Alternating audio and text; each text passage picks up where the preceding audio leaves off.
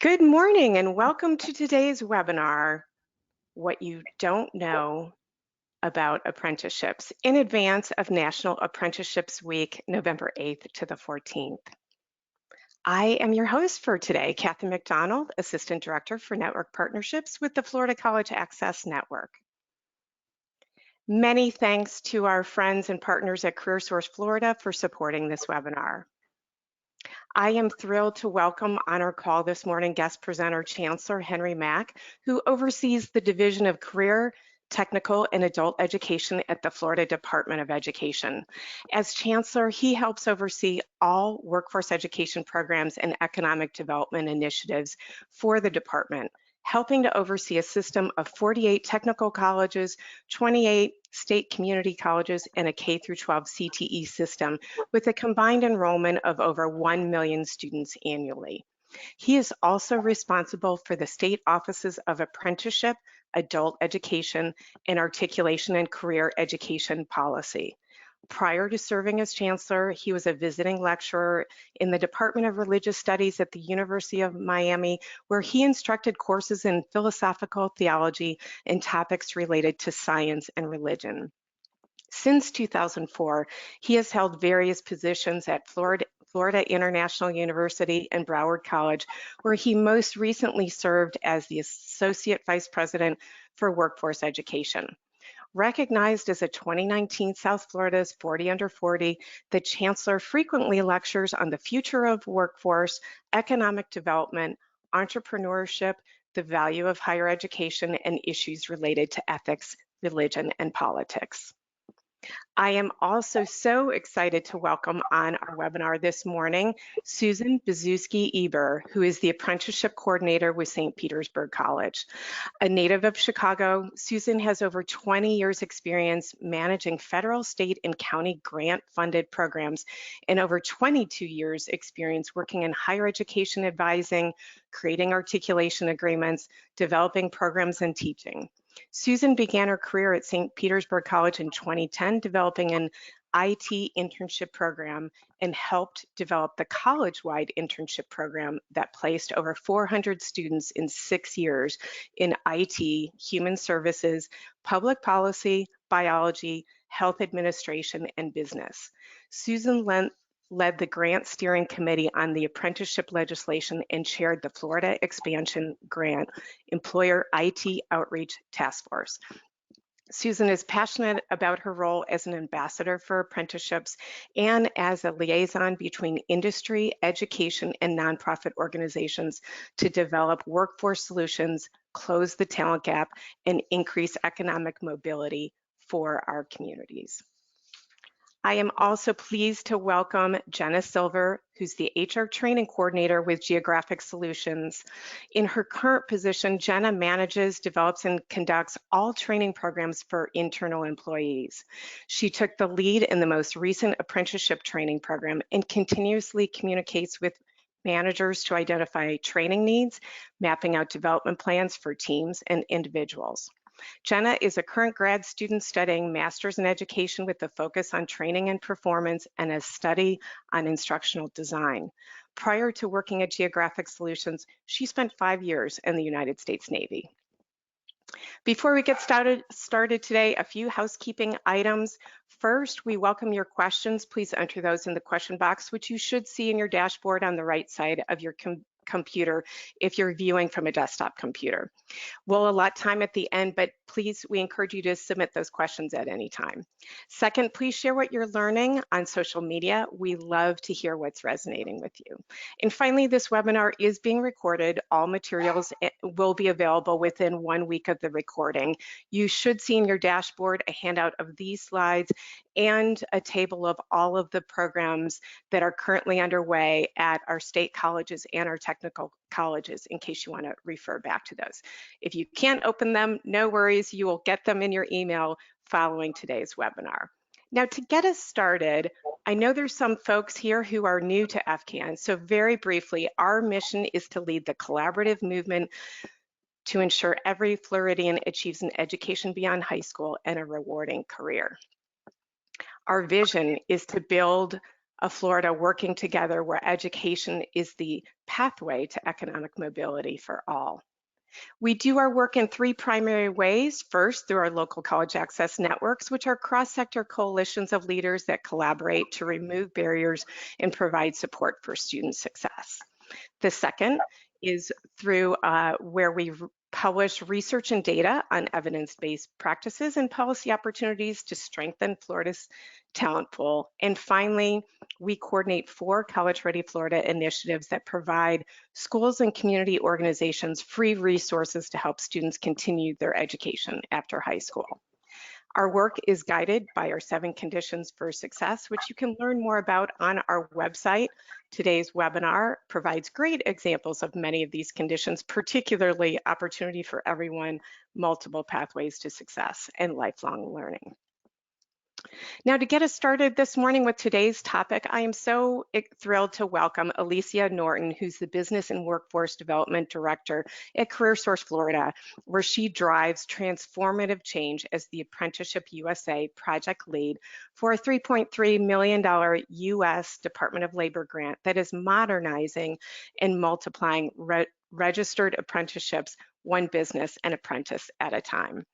Alicia has served as a change management consultant for decades, charting a course of innovation for many of Florida's premier organizations in the public health, workforce development, and private sector marketplace. Motivated by challenges that match her lifelong search for meaningful ways to make the world a better place, Alicia has managed complex projects at the Florida Department of Health, Leadership Florida, and Workforce Plus, which is now CareerSource Capital Region. With that, I am so excited to open the floor to Alicia. Good morning. Thank you, Kathy. Good afternoon, all. My name is Alicia Norton, and I serve as the project lead for the Apprenticeship USA grant and a Business and Workforce Development Director at CareerSource Florida. I welcome you to today's webinar and invite you to take a quick look at the evolution of Florida's collaborative work around apprenticeship expansion. As the state's principal workforce policy organization, CareerSource Florida has a storied history of making power moves with partners like the Florida College Access Network. In fact, much of our work today to build bridges between the world of work and education valued in the marketplace is done in collaboration with the Florida Department of Education's Office of Apprenticeship and the Florida Department of Economic Opportunity, also known as DEO. They serve as our administrative arm, which supports 24 locally managed workforce boards, representing nearly 100 CareerSource centers, collectively known as the CareerSource Florida Network. And our goals are pretty simple but profound. They are to increase the prosperity of workers and employers, reduce welfare dependency, meet employers' needs, and enhance productivity and competitiveness. To support these goals, our overarching vision is for Florida to become the global leader for talent. And it was 4 years ago when we gained a momentous boost to do just that. It came in the form of a United States Department of Labor State Apprenticeship Expansion Grant. Building on historic bipartisan support from Congress, Florida then became one of 37 states charged with expanding and diversifying registered apprenticeships to better respond to industry workforce demands, while ensuring that underrepresented Floridians like women, ethnic and racial minorities, ex-offenders, veterans, individuals with disabilities, and young adults have access to these opportunities. We placed a strong emphasis on engaging businesses in non-traditional industry sectors with high demand like information technology, healthcare, advanced manufacturing, and aerospace aviation, among others. System alignment to advanced registered apprenticeship and post-secondary education linked to career pathways was another key strategy designed to help us build a stable and highly skilled workforce in the 3rd largest state in the nation. And with those marching orders, we quickly shifted into high gear and set out with partners like you that we affectionately call the coalition of the like-minded and the willing to fully integrate this time-tested talent development model into our state's economic development, workforce, and educational systems. So, with the collective force that only solid partnerships can drive, I'll share a few milestones that highlight just how far we've come. By strategically focusing on investments, infrastructure, and innovation, the CareerSource Florida Board of Directors has committed millions in apprenticeship funding to provide our boards with the technical support they need to feel both confident and competent as they help Florida's employers recruit, train, and retain the skilled talent they need. Fortunately for us, our efforts are perfectly aligned with Governor DeSantis's well-timed issuance of Executive Order 1931 and his bold vision for a brighter future budget. He also committed $10 million in funding for high-quality apprenticeships and pledged his intent for Florida to become #1 in the nation in workforce education by 2030, while also ensuring our students are prepared for the jobs of the future. Work-based training opportunities such as registered apprenticeships and pre-apprenticeships training programs are key components of that visionary promise. On the heels of that historic executive order, the Florida legislature enhanced statutes governing registered apprenticeships with the passage of House Bill 7071. We used that momentum to form a 19-member, broad-based strategic apprenticeship work group that helped develop our first statewide strategic apprenticeship policy. As a visionary roadmap, this far-reaching policy provides guidance for local boards to incorporate apprenticeships within their local workforce plans as they work with employers and educational partners to get the job done. And it's working. Currently, 20 of our 24 local workforce development boards have at least one apprenticeship project underway. Some noteworthy projects include CareerSource Suncoast, serving as an apprenticeship sponsor in collaboration with PGT Innovations, a 37-year-old manufacturer of residential impact resistance windows and doors in the advanced manufacturing space. CareerSource Okaloosa Walton, in partnership with Northwest Florida State College, will stand up the NFFSC Youth Apprenticeship Program, thanks to receiving a United States Department of Labor Youth Apprenticeship Readiness Grant.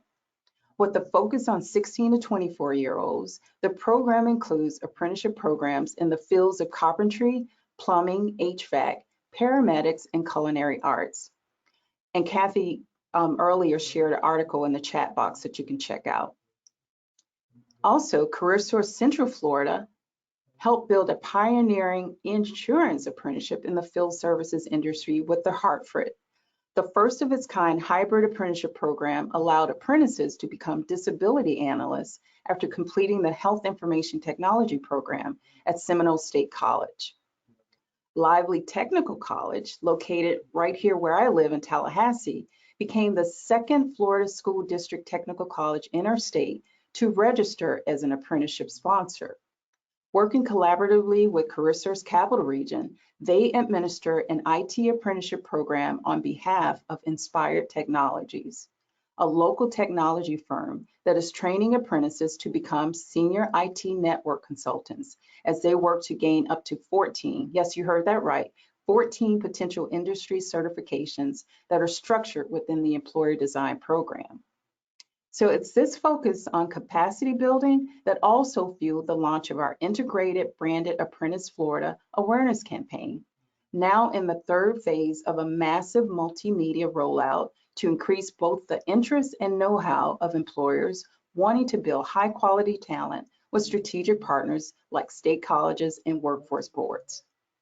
Taken together, hopefully you can now see how these strategic initiatives are being shaped by the collective might of all who have and will join as Florida charts a new course for systemic change, one that seamlessly links registered apprenticeships, work-based learning, and education to drive economic prosperity for all Floridians.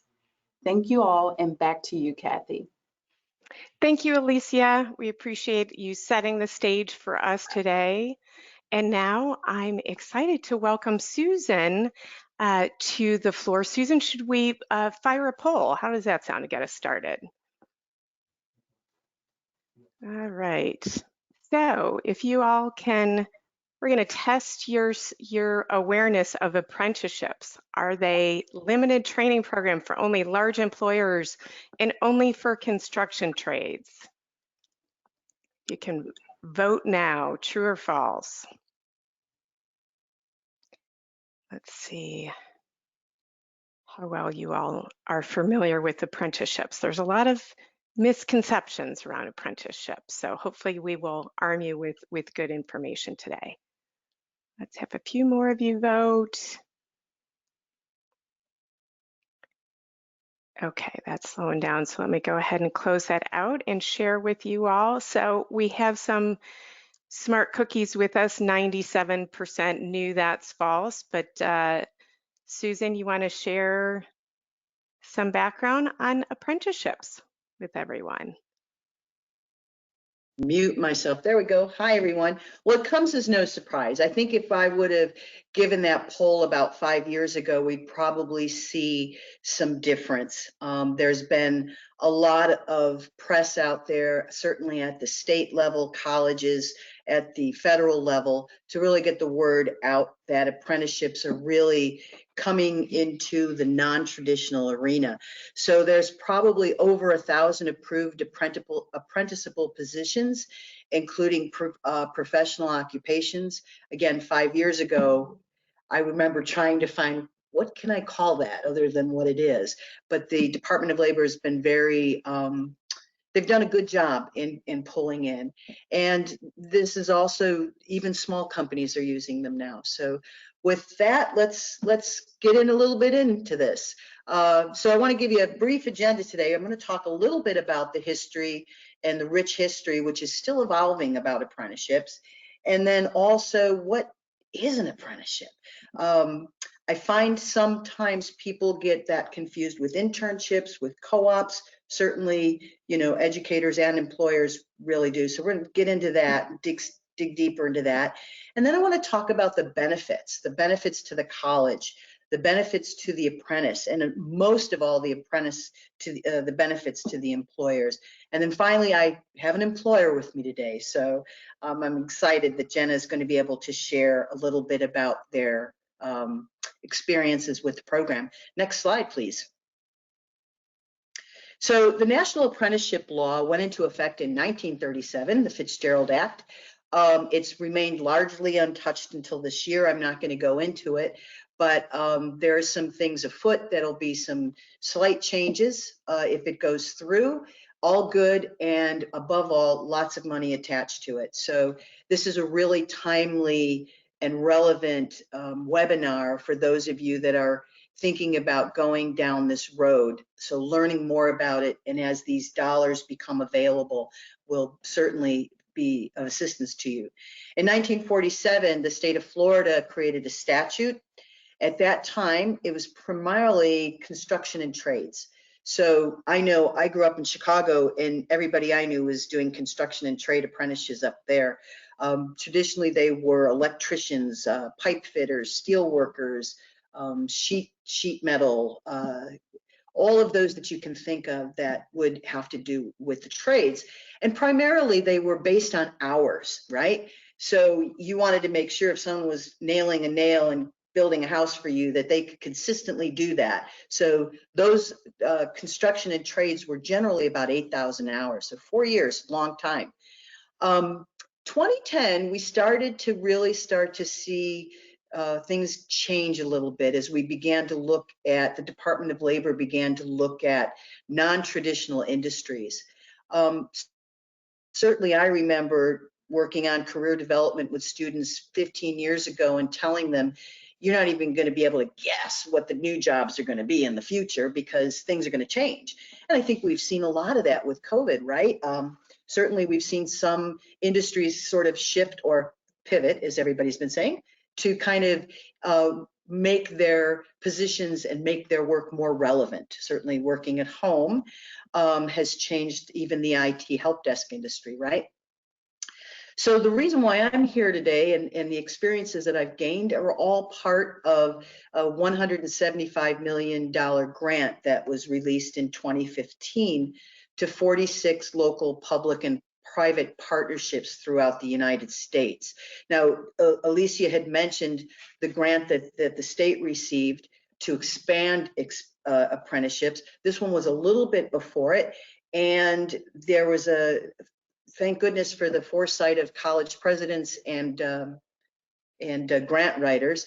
So Florida State College of Jacksonville, Broward, and St. Petersburg College, where I work, saw that there was an opportunity to really learn about how colleges could engage in apprenticeships.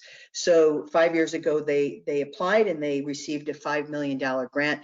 And since then, my colleagues at Florida State College in Jacksonville and Broward and I have been working really hard to get the word out, and happily can report that we've met the deliverables of the grant. So next slide, please. So let's talk about what an apprenticeship program is. First and foremost, it's an employer-driven process. Now, for education, this kind of turns the relationship between education and employers on their head, right? Certainly, I know at St. Pete College, we have, when we're creating new curriculum, we'll bring in an industry, an IT industry. We'll talk to them a little bit about what we're planning on doing, or healthcare industry. How can we develop curriculum that will give them the skilled workers they need, right? You're familiar with that model. Also, if you have advisory committees, you bring in people from the industry to help you sort of guide your students' experience and develop, again, curriculum that will help our students to be successful when they graduate. But an apprenticeship program is different in the sense that it's employer-driven process, but it's individual. So you may have a group of employers, or you might have a single employer, and their needs are going to be different. So it's a one-on-one in some cases, and in other cases, maybe a couple of employers coming together. But it is very much driven by their needs and their culture of their industry and in their organization. Second is full-time employment. So when you hire on an apprentice, they are hired full-time. They are working 40 hours a week. They are getting a paycheck. So they are working in the field that they have chosen to work in. The next part is, and this is probably one of my favorite parts about apprenticeships, is that there's on-the-job learning with a mentor. Certainly we can all probably think back to our work experiences in our life and remember that one job where you walk in, they show you your desk and they say, okay, have fun. And you're thinking, oh my gosh, oh, who's going to help me out here? How am I going to learn? So relationships are just so important. And I think when you onboard somebody, if you've got a very thought out on the job training, and you have a mentor attached to it, you really are increasing the opportunity and that experience for that new hire. And in this case, it would be the apprentice, right? So the mentor is really sharing things. Again, we all have that person in our work world, right, that knows everything because they've been around forever. And as they get ready to retire, we're thinking, oh my gosh, can we just do a brain dump, right? Providing this experience and taking that person who might be the ideal mentor really begins the process of sharing that knowledge. So I talked about the on-the-job training, but now we're talking about related instruction. So in the state of Florida, our related instruction is a recommended 144 hours. And I say recommended because that was changed last year. That related instruction helps to support what is going on the on-the-job learning. So if I may give an example from the traditional end, in construction, if you were hired as an electrician, you're working 40 hours a week, you've got your mentor, you've got your on-the-job training, but you still need some of that technical work. So 2 nights a week, perhaps, you'd be going to technical college, or maybe you'd be at the employer's business. They may have an educational setting for you, and you would be working and learning. Now let's move forward to the non-traditional. How would this work? If it's related to the job, that's what makes it related instruction, right? So let's talk about maybe an IT help desk. So there are IT employers that have started these help desk apprenticeships. And there might be, these apprentices might come with already some technical skills, but they're going to be help desk people. And so that requires a higher level of people skills that they may not have. So for that individual and for that individual apprenticeship, that related instruction might be things like employability skills, how to de-escalate a client, how to help a client work through a problem-solving situation. So that related instruction is related to the job, but not necessarily the technical part of the job, but to the people part of the job. So the related instruction is that piece that the employer says, you know, in addition to what they're learning on the job, I want them to have this other piece. So it's very important. Now, I said recommended 144 hours, and if you are interested in this model, you'll connect with your state apprenticeship group, and they will give you an apprenticeship training representative who will walk you through how to create the model. And at that point, you can ask them questions about how many hours they would recommend that you need. The next is a scalable pay for performance. Oh, I love this part. So what would it be like to be in a job where you were told, look, here's the benchmark, you meet the benchmark, you get the raise? Very reliable, very motivating for that apprentice. So that scalable pay for performance also allows the employer to bring someone in at a lower wage, give them benchmarks, and upgrade and give them increased pay as they move along. So I can give you an example with our community health worker apprenticeship program. I believe the starting pay is somewhere in the $12 to $14. And by the time they finish, they could be making as much as $20 to $23. And that is, so there's benchmarks across along the way again. The other thing about an apprenticeship program is in the state of Florida, if it's a registered program, it is approved through the Florida Department of Education. So it goes through a bit of a rigorous process, and that's only to make sure that when you've developed that program and that apprentice has gone through it, you are in fact getting the employee that you really want, that's really going to help your company. And it also means that that program is certified through the state, which can has in and of itself its own benefits.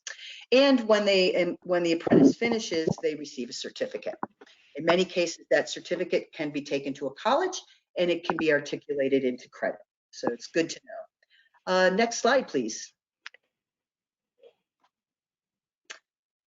So let's talk about benefits. Why would a college go in this direction? I think first and foremost, as I mentioned, it really turns the relationship between the employer and education institution on its head. And it produces a more symbiotic relationship between the employer and the educator. It really forces us to, you know, educators, we tend to talk process, and employers tend to talk ROI.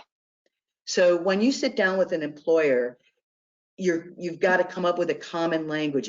The whole process forces you to come up with that common language, and you have to realize you're there to work with the employer and help them. So it really produces a symbiotic relationship between employers and the college. It also creates an ecosystem for a career pathway. So key strategies for creating employment pathways in all our communities seems to be on everyone's mind these days, especially as we're dealing with high unemployment rates. So being able to take somebody from a pre-apprenticeship, say in the CCMA program, and walk them through that, and then have them apply to a community health worker, have them do that, and then ultimately have the choice to go on to become, get their AS in human services, or perhaps their AS in health sciences, because it is a hybrid position, can really set a good career pathway for that person who was thinking that they were only going to be able to become a nurse, and the stress and how do they get into that nursing program. This sort of it ramps them up. It invigorates your workforce programs. Again, remember I was talking about that little piece about the employability skills. An employer may say, well, where am I going to go to get that kind of training? And the community college and your workforce program can help to supply that related instruction. Ultimately, it's going to increase our enrollment in academic programs. So if you take a look at the broad research throughout the United States and you look at some of the colleges that have been doing this for quite some time, they are in fact seeing increases in enrollment and completion, as well as completion of certificates. So it's a bonus for us because it really creates that relationship, but also we're participating in developing that ecosystem. And finally, jobs for students. I mean, if you know you've got a student that has got a full-time job and you can put your finger on it and you know where they're working, ultimately that is going to help all the way around it, right? All right, next slide, please. So what is in it for the apprentice? Well, since we've been doing this, I know that a couple of the colleges around the state have been fielding calls from students. Students are starting to think, maybe I could do this apprenticeship program rather than go to college, or maybe combine the two of them. The idea is it gives them a full-time job in their career area. So if you're working full-time and you're getting that related instruction, it's really going to motivate you because it's relevant. It's relevant to what you're doing. I've worked with the AS programs for a while, and I would often get students to say, oh, I really love the technical piece, but do I have to take those gen eds? This case, they're kind of getting that technical piece and they're working. And then if they choose to come back, they're already got their confidence up in terms of being successful. They get that mentorship. So I talked about that mentor that really guides them through the process is enormously helpful. The increased pay at benchmarks. So knowing that if they learn certain pieces or they're completing a number of hours, that they are definitely going to see that raise. So there's great motivation in there. And I think really just this whole group of items really creates a lifelong learner, which is really what we want, right? As an educational institution. I think the benefit though is there's little or no college tuition debt.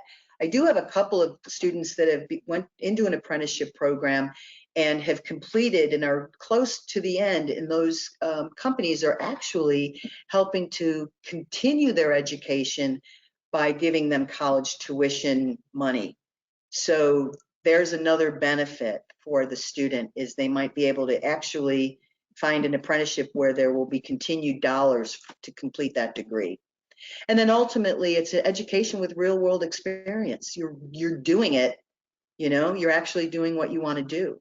I know there's some awesome videos through CareerSource Florida that really highlights. We didn't put them in this because of the time lag when you're showing videos, but I would definitely direct you to those to see how that plays out. And at the end of the day, folks, it's economic mobility. It's really helping people to grow, isn't it? Next slide, please. So I generally lead with this slide when I'm doing a presentation, but because I have Jen that's following this, I put the employer piece at the end. So for employers, it really creates a pipeline of new talent. When I was working with the internship program, specifically in the area of IT, one of the things that I heard consistently was there was a lot of cannibalizing of talent. Everybody wanted to have that, what they call it in the industry, that purple squirrel, that person with the 5 years experience that came from a specific university, and they were willing to pay, you know, top dollar to get that person. Well, according to research, it takes about 18 months traditionally to get a return on investment of a new hire. So you can imagine you bring on somebody that's got that 5 to 10 years experience, you're paying them a good dollar, 18 months passes, another 6 months passes, and another organization comes and says, hey, come on over here for a little bit more dollars. And it was something that the IT industry was experiencing.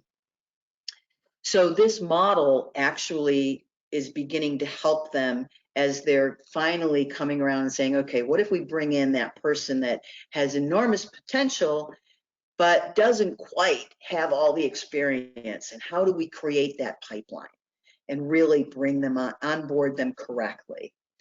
The other piece is it transfers that organizational knowledge. So remember, I talked about that mentor before. There's always that one person you have in an organization that just is like the compendium of history of that institution, right? And that information is important. It's oftentimes when new hires come on, they might say, well, why are we doing this? How come? Why? So that having that organizational, well, we used to do it this way, but we transferred it to this way, and there's why we did it. So that organizational knowledge is really key for the companies. It's also an investment in company culture. One of the things we know also with research is the students, young people in their 20s and 30s, are really keying into company culture. It's become important. You spend more time sometimes at work than you do with your family. So you want to make sure that you really know that culture well and you're comfortable in it. And employers know, and they're very aware and want to maintain a culture that is inclusive and that brings people in and maintains and retains them. Apprenticeships, actually, even from the traditional ones, have shown a higher retention rate than any other model of onboarding talent that companies experience. And I think it's precisely because when you're bringing in somebody that doesn't know a lot and you're investing time and you're investing in a relationship with a mentor and you've got a very cohesive onboarding process and on-the-job training, and you're willing to put them through related instruction, it really builds a sense of loyalty. And I really think people want to be loyal. So it really does build a higher retention rate for employers. The other piece that it brings in is a lower hiring risk and cost of talent. Remember, I mentioned about the 18 months that it takes to get that return on investment of a new hire. So apprenticeships are the thing that turns that around, because you're bringing someone in at a lower rate, you're giving them increases in benchmarks, and so the return on investment for an employer is really going to be much higher than had they brought in that person with the 5 years or 10 years of experience and then after 18 months lost them. It also supports local talent. If apprentices are living in your community and you're hiring them and they're working full time, chances are they're going to stay in your community. They're not going to go looking for jobs outside your community if they know that they've got a good opportunity there. It does, as I said, expand the relationship with education. And I really like that. It really opens up that dialogue, and it really helps us to kind of understand what employers are going through and how they have to deal with return on investment. And then how does our process sometimes impede that? How can our process, help them with that? And finally, it bridges the employee's experience and the skill gap. So all of that for an employer is exactly what they're trying to do. They've got a business, they've got to keep things moving, and they want to make sure that they have good morale with their employees and that they're not lacking in skilled labor. So those are all really important pieces. Next slide. All right. And with that, what I'd like to do is to bring on my friend, Jen. And Jen and I are going to have a little Q&A here and talk about how Geographic Solutions got involved. By the way, I did last November for Apprenticeship Week. St. Petersburg College did a huge blowout for IT apprenticeships. Tech data was awesome in allowing us to use their facility. And we brought on a couple of different panels, and Geographic Solution was there. So I was really pleased when they agreed to come back and help me today. So welcome, Jenna. Thank you. I'm happy to be back. Well, our HR director was a panelist last year, but I'm excited to be a panelist this year. Awesome. Thank you. Yeah, Well, absolutely. let's start with, it is an employer-driven process. So whenever I get a chance to sit down with an employer, the first and foremost thing I want to know, not only from an industry, but how does Geographic Solutions deal with it? What are the skills most needed in the workplace at Geographic Solutions and then in IT as a whole? Sure, absolutely. So the skills that are most needed in our workplace would have to be the eagerness to learn on the job and adaptability.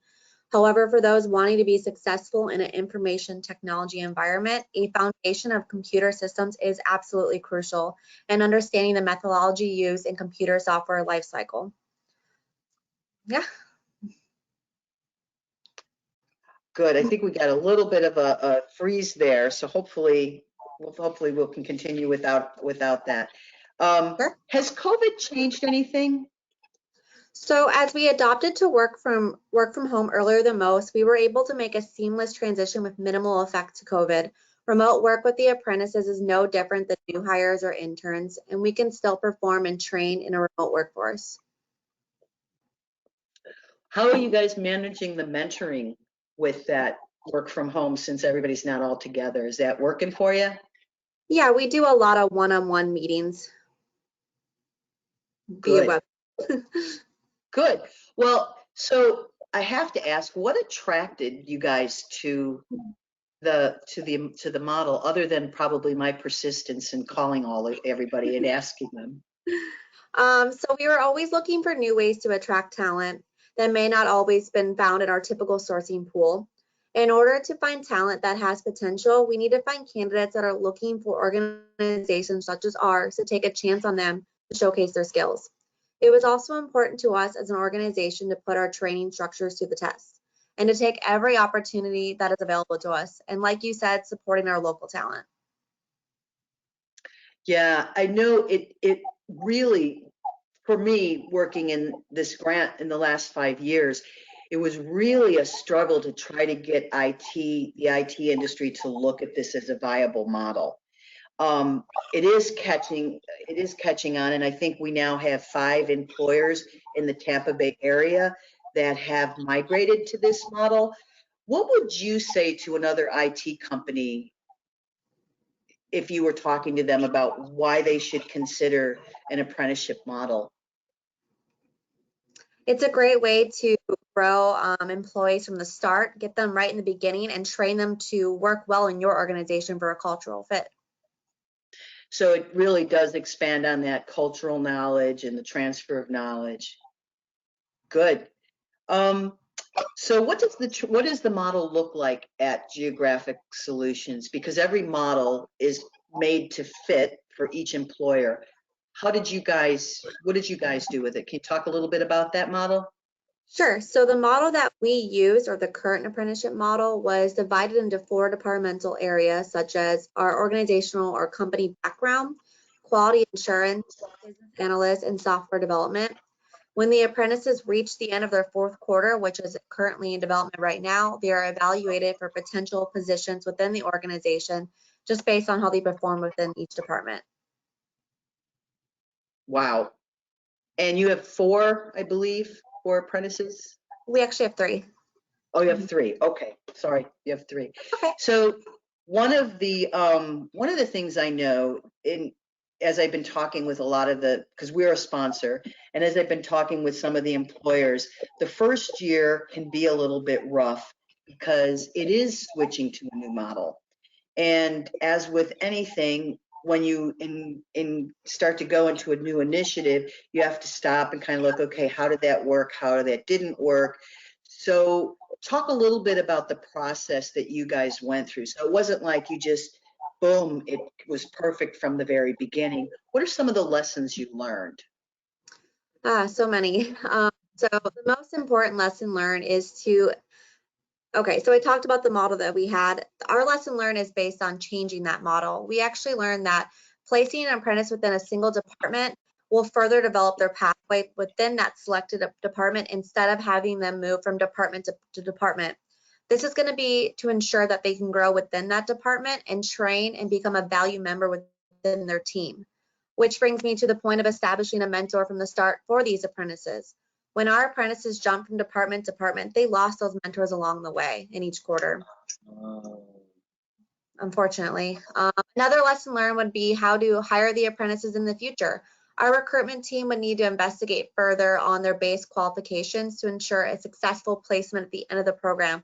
In other words, looking for the absolute best fit. Right, right. Wow, those are some great lessons to learn. You know, it's one of the things that I really admire about working with employers and industry. You're so much more flexible when when you see you have an issue, you're able to really pivot quickly. And I guess that's because the whole model of return on investment, right? So as a result of the best practices that you put in place, what are some of them? You mentioned that they lost the mentor. So do you now have a consistent mentor that they have from the very So beginning? we're still currently using our apprenticeship model that we started from the beginning. So as if we were doing in the future, we would change that up. Right now, they don't have a consistent mentor. They get to know their new team lead each time. And then by the time the quarter ends, they have to leave that person. So it breaks off mentorship.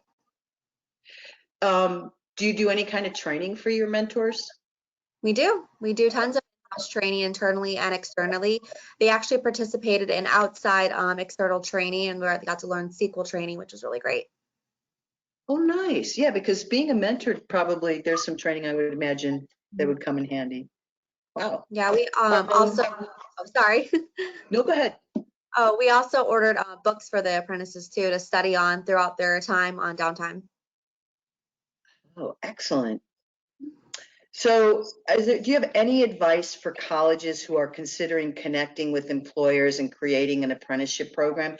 There's probably a lot of colleges that are on the call today, and many of them are trying to figure out, like, how do I approach an employer? Do you have any recommendations or suggestions on how they could do that? Sure. So I would say know your market and know what type of employer you're going to be working with. For geographic solutions, our apprenticeship program needed to have those of a strong technology base, and we were seeking full-time, or the apprentices were seeking full-time employment. We would have preferred to hire directly from a college, such as recent graduates in information technology programs, or even had a previous internship with a technology organization. I think that's really important, yeah, knowing the market. And I think even within the market, it's been my experience that every employer is different. So the Correct. needs that Geographic Solutions has versus I am working with Net Synergy, different versus Cloud Plus, different versus Triorb, different. So yeah, and I think that's a huge lesson I think that I learned is just really drilling down and seeing that all employers are different. And establishing those relationships with the teams in the current organization, getting to know the HR team, the marketing team, even maybe some of the directors in the software development field, knowing what they're looking for. Right. Do you guys participate in any meetups at all? We do. Our recruiters all the time. Oh, excellent. So that's probably a great way. So if colleges have an outreach staff, maybe going to those meetups and getting to know the folks in the community. Excellent. Well, thank you so much. I really appreciate. Jen, is there any final thoughts that you want to leave us with about apprenticeship programs? Apprenticeship programs are great. I believe that everyone should invest in it and take a chance on everyone because everyone has potential skills. So, I mean, I'm coming from a intern myself. My organization took a chance on me and look where I am now. And look where you're going with your master's degree. Oh, thank you. Well, thank you, Susan. It was a pleasure to be here. Thank you, Jenna. I really appreciate you. Next slide. Oh, so I've included some resources for all of you out there. First and foremost, the Office of Apprenticeship, FLDOE, that link will be made available to you in the handouts. That is where, if you are interested in learning more about apprenticeship programs, every one of there are, I believe, 6 or 7 apprenticeship training representatives throughout the state of Florida, and there's one that is assigned to your area. You can find that out by going on that website, and the contact information is there. Also, Career Source Florida, the Career Source Apprenticeship Florida, there's some great videos on there. So I would definitely recommend going on and getting some information from there. Also, the Department of Labor Apprenticeship.gov. Recently, I was on a webinar this last week. They just put a lot of money into their new marketing campaign.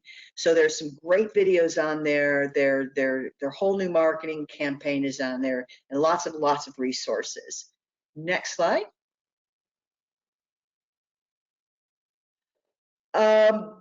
So this is a nice article. Apprenticeships and community colleges, do they have a future together? I think it's a couple years old, but I think it's very relevant, and I think it will really lay out what some of the other benefits are that I maybe didn't cover or I missed today. Bridging the gap between talent and opportunity, the Chicago Apprenticeship Network.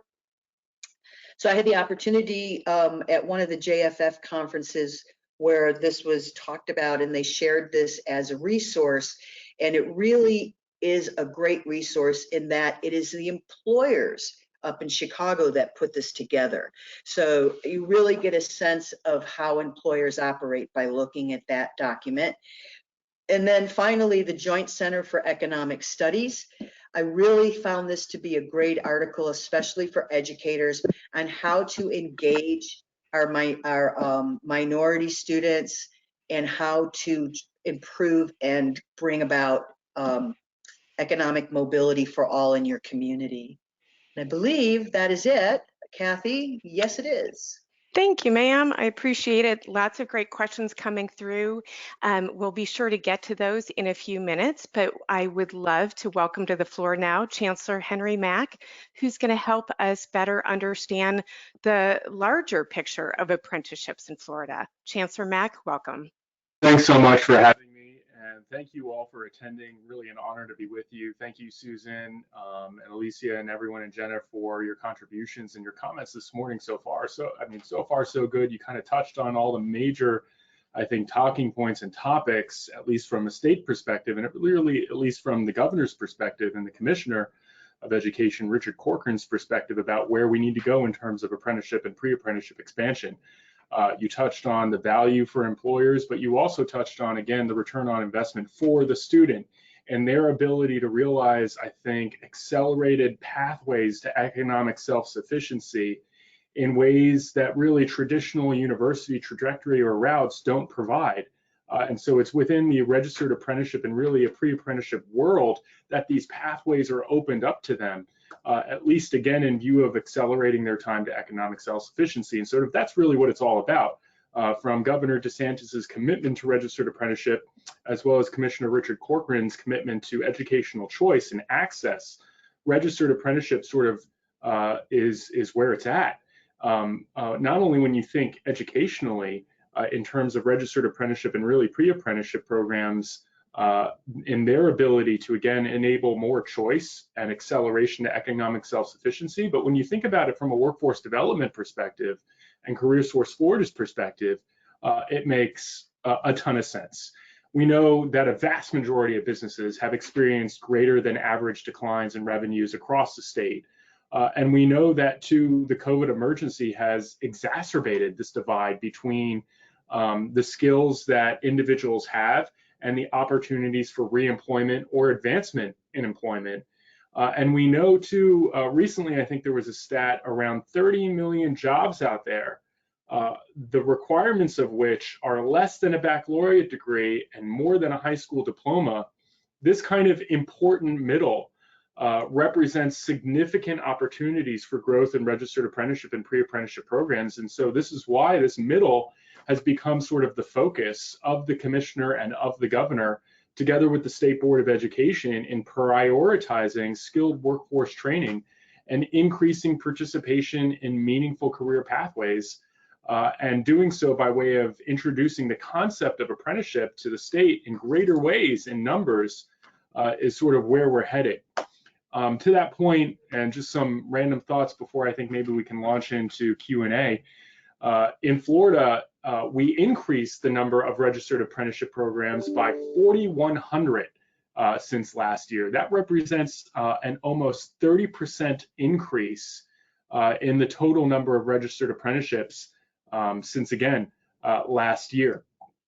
During the same period for pre-apprenticeship programs, we realized an additional 37 registered programs above the base over last year, with an average salary of beginning earnings, really, at least for those registered apprenticeships, of around 50,000 or more than 50,000. And to Susan's point, avoiding student debt and loan debt. And sort of that's not maybe traditionally accounted for in our ROI metrics, what you save otherwise by not having to take out loans and by being employed and earning while you're learning. The return perhaps is even more significant than, again, the traditional measures that we use. An interesting stat that I kind of want to touch on, and Susan, I'd be interested in your thoughts, or really the group's thoughts on this, is the fact that of all of those laid off, or all of those who filed unemployment for unemployment during the COVID emergency, nearly 63 or 64% were those without a post-secondary degree. That is to say, an AS degree or a baccalaureate degree. So we know, too, that new employment opportunities across the state are shifting to those individuals with a degree in hand. We know that a degree, and I'm using that word very intentionally, is still the gold standard. While we know that there are other credentials of value that are out there, such as the culmination of a registered apprenticeship program and a nationally recognized credential, as well as other short-term credentialing opportunities, we know that there is opportunity really to connect registered apprenticeships or registered apprenticeship participants to our degree programs.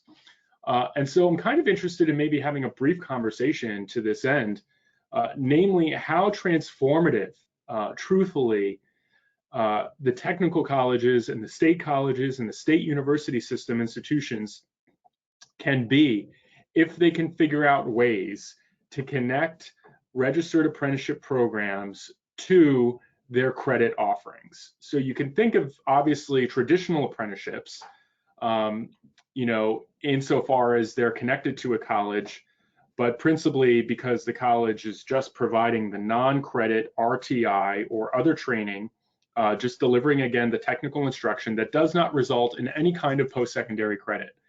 Then you can think of college-connected apprenticeships, right? An institution of higher education delivers the RTI through a combination of for-credit and non-credit courses, or they're delivering, you know, the RTI through for-credit courses, or awarding academic credit for an apprenticeship experience provided outside of a college setting. That unexplored articulation sort of possibility there, I think, is where we need to focus, truthfully. To say nothing of a degree apprenticeship, that is to say, an institution of higher education is providing for-credit technical instruction that culminates in a degree, right? Or you're delivering for-credit technical instruction or awarding credit for apprenticeship experience as part of the degree pathway. I think we need a meatier, more robust sort of approach here, a more intentional one, a statewide one even, as we think about new articulation mechanisms to accelerate, again, individuals' time to degree completion. And this is sort of like what's the most fascinating thing for me, at least, to explore. That is to say, the models of registered apprenticeship and pre-apprenticeship programs that are, again, connected to a college. And Susan, I think you had shared that article on community colleges and the future of, you know, registered apprenticeship in community colleges. I would be interested, I don't think I've seen that, I'd be interested in reading that and sort of seeing how those points therein square against, you know, some of my own thinking, or really the state's thinking on this matter. Since, again, this is the push from the governor, this is the push from the commissioner, and incidentally, this is the push from the Talent Development Council, of which I am a member, in terms of helping all residents acquire a post-secondary degree, principally, again, because we know, as a matter of demonstrable evidence, that the degree remains the gold standard, and this needs to be our focus. That's not to say we need to force students into degree programs. That's not what I'm saying at all. I think we need to think again innovatively about how we're providing the choice, the option, the viability really that exists within CTE programs.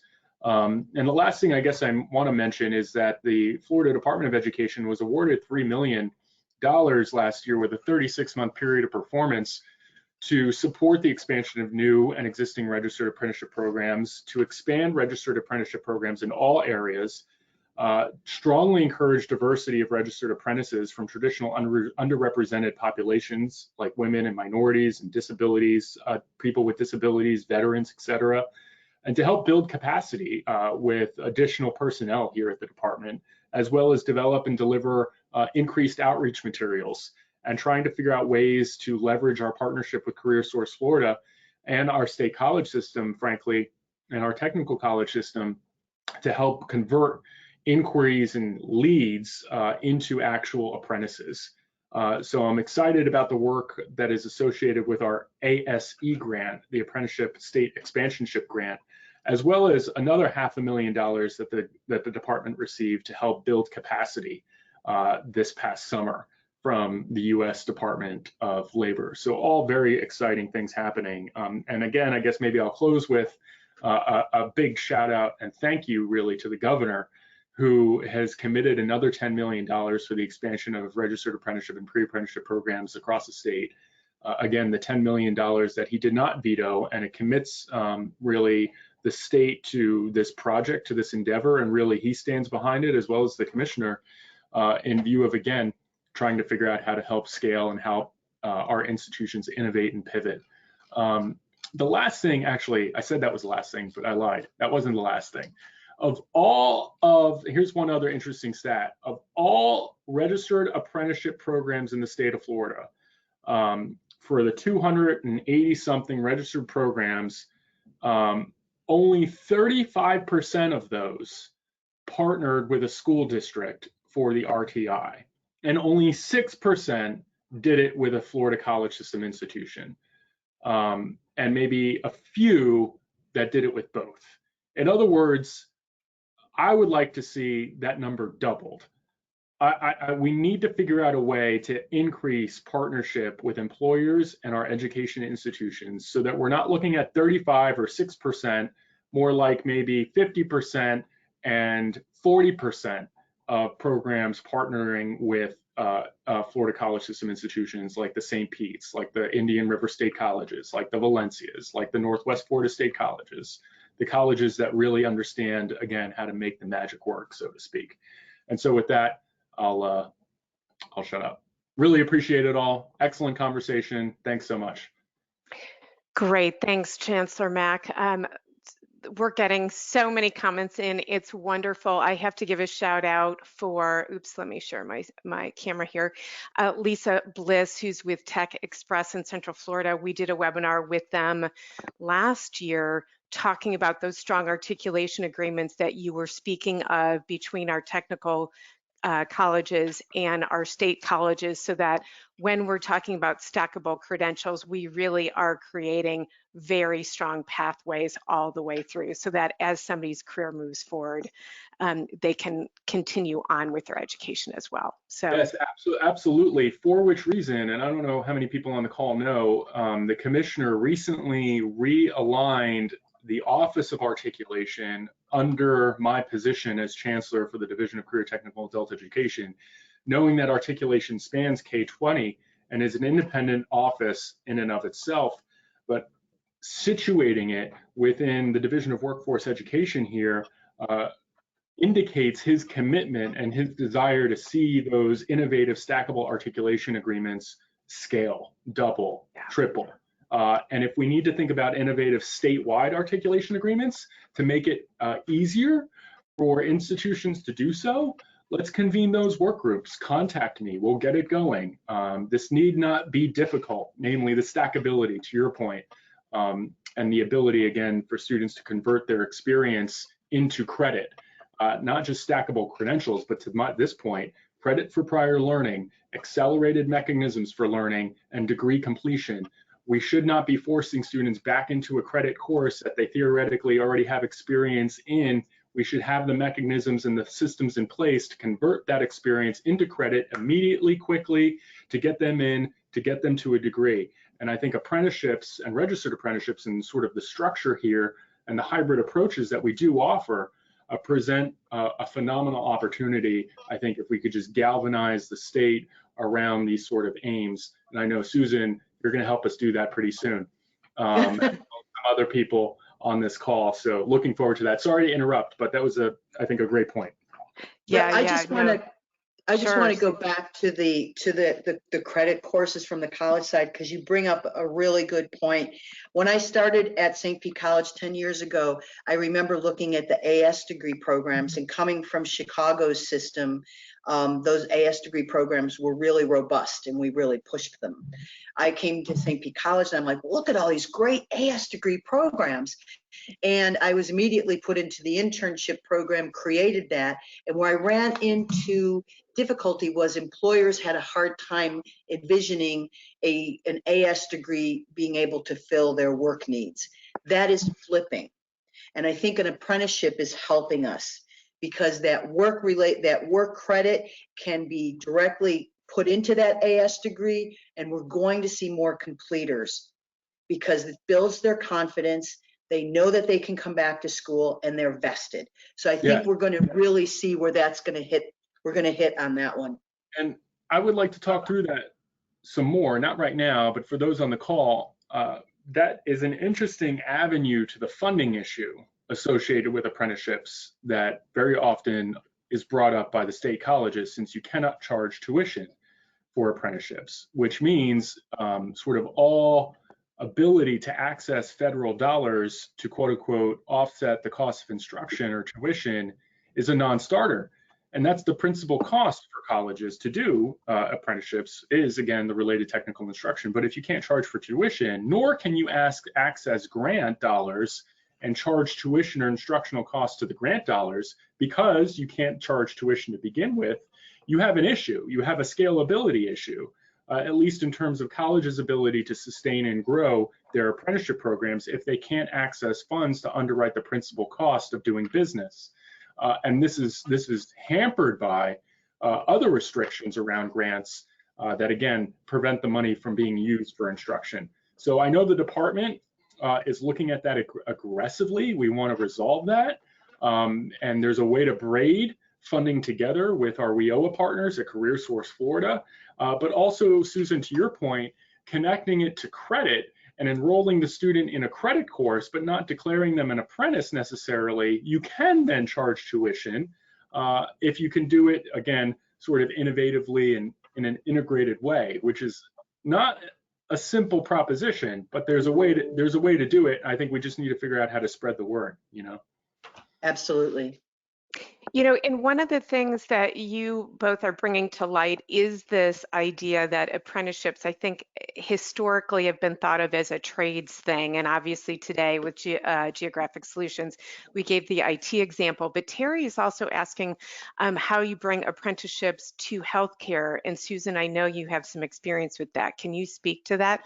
Because healthcare, as we know, is a chronic talent shortage throughout the state. So help us figure out how to close that gap.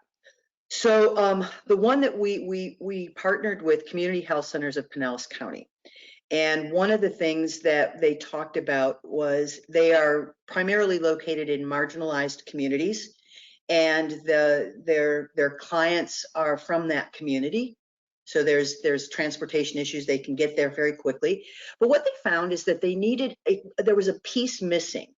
And that piece was, after the client left the healthcare facility, went back at home, they wanted to make sure that they were doing what they needed to do and that they had access to resources. Because remember, we're talking more marginalized communities.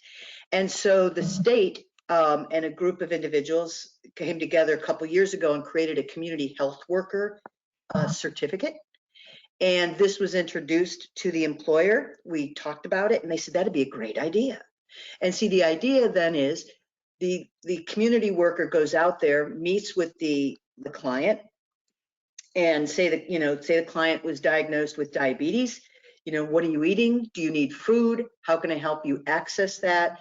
Are you doing, are you doing what the doctor asked you to do in terms of exercise? So that became the cornerstone. So it's really finding that niche. Now, I will say this is the exciting part about healthcare. It is evolving as we speak. I mean, they are moving to telehealth, and it is moving so quickly that they are ready and they are starting to open up and really look at how can we build patient care teams? How can we accommodate people through telehealth? How can we bridge this into the community? And the beauty of this is it all has cost savings for insurance. So my recommendation is start small, find those, create those relationships. It doesn't matter, Jenna talked about IT, but the same exists for healthcare. Start to create those relationships and listen. Listen to what their needs are. Listen to what they're struggling with and be open to it. Yeah, great. Chancellor, Stacy asking about apprenticeships programs that have been successful for people with disabilities. I know access and success, economic mobility for all is some of the motivation behind this. Do you have some examples for folks with disabilities? Yeah, so there are, I think, maybe 4 or 5 current programs out there in the state of Florida that specifically are integrating, or rather targeting, students with disabilities. And I think all of them are connected to one of our state or technical colleges, who very often have the resources, right, to help students with disabilities. They have those added wraparound services that can be, again, transformative for students with disabilities. Working in close partnership with the Office of Vocational Rehab here in Blind Services, we're in constant communication with them. So if you have an idea about a program with disability, or rather apprentices, or rather for individuals with disabilities, a registered apprenticeship program for them, we have the ability not only to connect you with the Office of Blind Services and Vocational Rehab, but again, really try and figure out what regional sort of resources are needed to ensure for student success. And that's sort of an excellent segue, I think, maybe into the impending announcement of the next 10 million for the expansion of registered apprenticeship and pre-apprenticeship programs across the state. And in that program, or rather in that grant opportunity, which we'll be announcing within a week, the focus on special population students with disabilities, individual with substance abuse problems, disadvantaged youth, et cetera. We're really looking to incentivize the field in a way that uplifts these residents' lives in ways that wouldn't have otherwise been possible if it not were for these funds and these monies. Knowing again sort of how excellent apprenticeship programs can be to help kickstart economic and social mobility. If people want specific programs that they can look to, standards and all that stuff, shoot me an email and we can easily reply with some of the best practices across the state. Great. And I know we have some folks looking for our two-year colleges actively advertising apprenticeships programs to high school students. Susan, you might be able to speak to that better than me. Yeah, so yes, I mean, they are on our website, and we are, this year, our grant ended in September, but we're going to still be working on it through March. But I think more importantly, St. Pete College has agreed to sustain the program. So I've been in contact with our recruiters early this summer to start educating them. Because remember, here's the kicker when it comes to doing a college. It's not just one person sitting in an office that's running an apprenticeship program. The entire college has to buy into this. That means your recruiters, your folks that are going out into the high schools, they need to be able to talk on this. That means your outreach people that are going out to meet with employers to talk about what their needs are. They need to be educated on it. So it really is you have to strategically add it into your plan for the college, because if you don't, it will fail.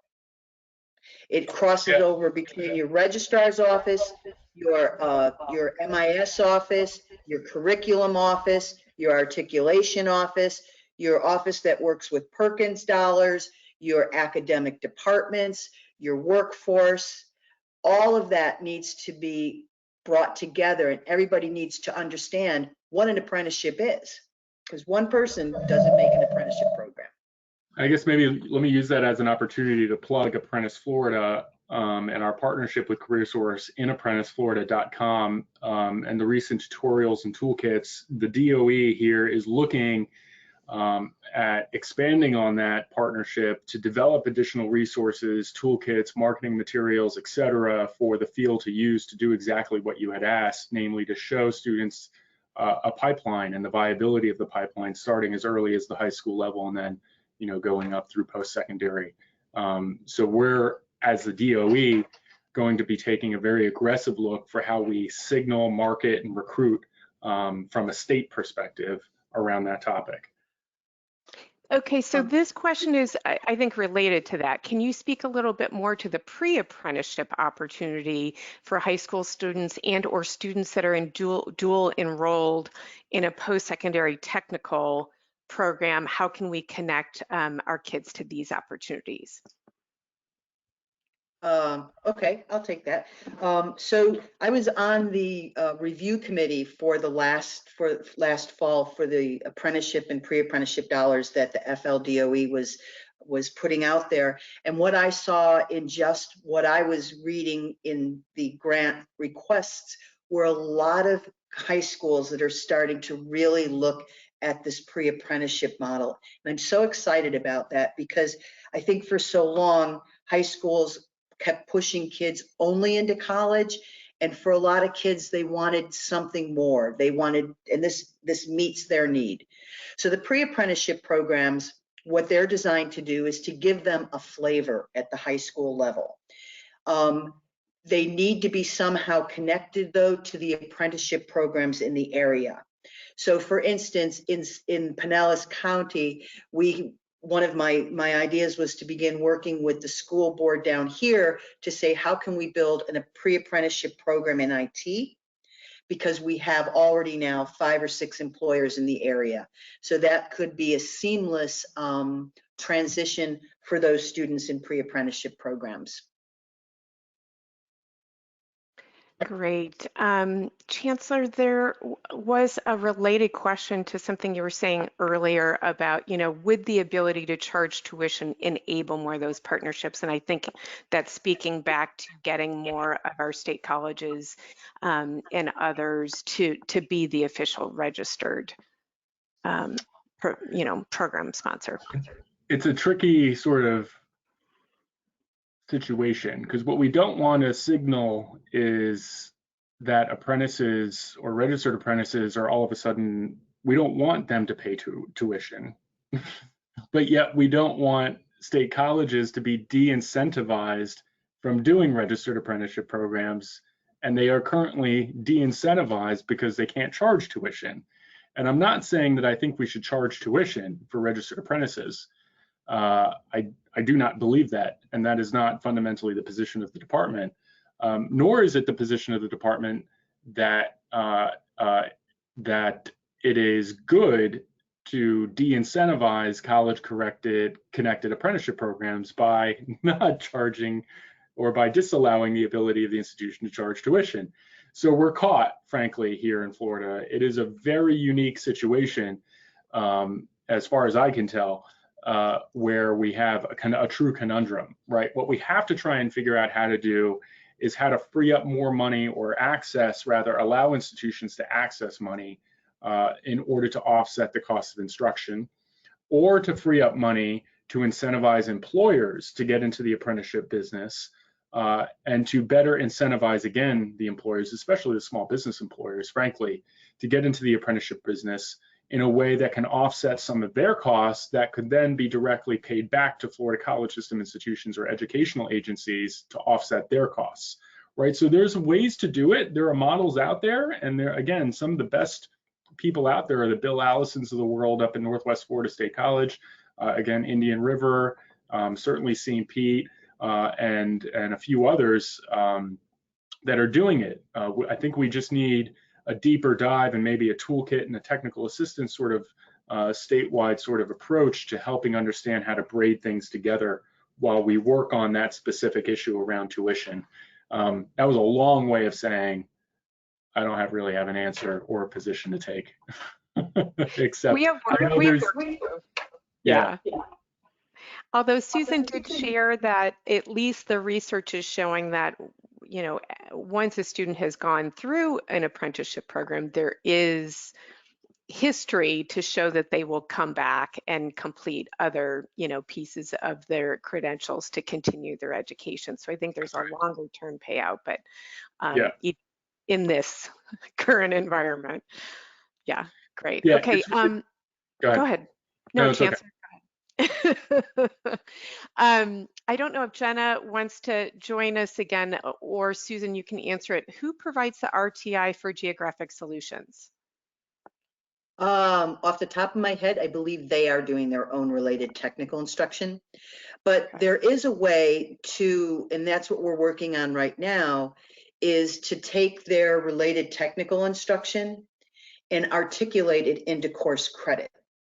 So one of the things that I'm doing is looking at what exactly those organizations are using. What does it feed back to in the college? Right now, I could say with Cloud Plus, I've already looked at their curriculum. They're doing A+ certification. So looking at what courses at the college would lead to A+ certification, and it's almost like a backwards articulation, right? So taking their stuff and putting them in and articulating it to a college credit piece. So that's one way of doing it. Who else is I'm working on that's doing the IT employers have wanted to move in the direction of supplying their own related technical instruction. And I have a theory on why that's true, but I'm not going to say it right now because it's untested. But I think it sort of speaks to the relationship that employers have with colleges. And it depends again on the employer too. If it's a small IT company, they know exactly what it is that they want to know, their apprentice to know. And it may also depend on who that employer is and what their background is. Were they a university graduate? Were they a startup that, you know, taught themselves? Did they go through a boot camp, you know, that we have out there, multiple boot camps? Did they do it that way? So a lot of variables play into it. Yeah, great. What I love about our audience, Chancellor, is folks are already brainstorming ideas for you. So just so you know, Jana is sharing, could the department work with industry foundations to provide the apprenticeship funds for the higher ed model? So there you go. There's idea number one. Idea number two, what about an employer co-op fund that pays into a fund that covers the cost of course training? So you have thought partners already out there thinking for you. Appreciate that. Let me say, I don't know if I'm supposed to say this, but I'll say it anyways. I don't know if the Moore agency is on the line here, but we're looking through, we're currently trying to plan for a statewide work group or roundtable, a FAST team to address this issue. So we're aiming to launch the work group probably at the end of November, beginning of December, a 3-meeting FAST team work group of college presidents, industry partners, career source executive board members to quickly come together on a position paper to do exactly what whoever mentioned that, to do exactly that, and to try and figure out again what the available options are in the short term and possibly medium and long term, absent you know, a legislative solution to this, right? But those are excellent ideas, and we're going to be announcing that very soon. So please, you know, watch out for that announcement, and would love as much engagement and participation from everyone on the call as possible. Well, and I think you have it just based on the amount of comments coming through. People clearly want to see the potential of this and want us to come up with a viable solution that works for all. One of the questions is, do we have an example of successes of pre-apprenticeship programs and apprenticeship programs at this high school level? At the high school level, I'm sure there are. I'm just not familiar with them. I can tell you that we just launched our CCMA pre-apprenticeship at our college, and Baycare has already sent like 16 pre-apprentices in to begin training as certified medical assistant. They're using mostly incumbent workers. Great. So Oh, go ahead. there are plenty of examples of successful pre-apprenticeship programs across the state. Again, if you want to email the Office of Apprenticeship here, we can happily share some best practices. It's one of the easy ways that we can be helpful, knowing that the minimum age to participate is 16 years old. And principally, again, designed for high school students, typically juniors and seniors, or really out of school youth, ages 16 to 24. And while the U.S. Department of Labor does not formally recognize or administer pre-apprenticeship programs, right, we do. And again, the trend, at least as a result of the 10 million, has been upward in terms of number of pre-apprenticeship programs, and they do really provide a defined pathway for individuals to move into a registered apprenticeship program. And we have been very sort of bullish on encouraging the development of pre-apprenticeship programs to create these pathways, especially ones, again, that are connected to an area technical college or state colleges. The interesting thing is with the technical colleges situated within the school district, they're frankly a little bit more innovative and forward moving in the world of pre-apprenticeships and apprenticeships, principally because they can get funding for apprenticeships. They can report it as part of their funding model, which, unlike the colleges, state colleges, is not something that's possible. But anyway, so there are some stellar examples of pre-apprenticeship programs, and the evidence really, frankly, is out. I'm actually looking at one right now, St. Lucie Public Schools pre-apprenticeship program for carpenter, industrial manufacturing technician. Hillsborough County pre-apprenticeship program for ironworker and carpenter. Clay County pre-apprenticeship program for carpenter, electrician, heating, air conditioning, and installer servicer. All excellent programs that are connected to a CTE program of study that aligns to a high demand occupation is the way to go. And early evidence of these programs, as well as of work-based learning programs, generally speaking, you witness higher persistence and completion rates, lower dropout rates, lower behavioral issues, et cetera, right? It's really I think the way to go. Anyway, so those are good. Those are 3 examples at least, but we can get some details on them if those on the call need. Great, great. I think we only have time for one more. So Jennifer is sharing that while it's a complex topic, would love to see the idea of apprenticeship developed for paraprofessionals to become certified teachers. If it could be figured out, it might be worthy of a statewide agreement and potentially and partially address the teacher shortage. Yes, so, yes. I yeah. think we do have a model in the files here somewhere. So yes, definitely. Yeah, great.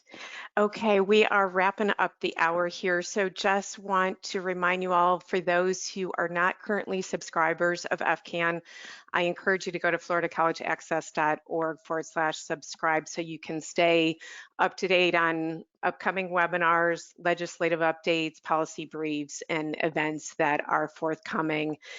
My sincere thanks today to Chancellor Mack, Susan, Alicia, and Jenna for helping us understand the world of apprenticeships, the potential that's there, where we're already seeing some great success, and its true potential in terms of building greater economic stability and stackable credentials for our residents throughout Florida. I hope you all are taking away some great examples here. Thank you for joining us today. Stay safe, everyone, and we'll see you next time. Take care now. Thank you. Bye.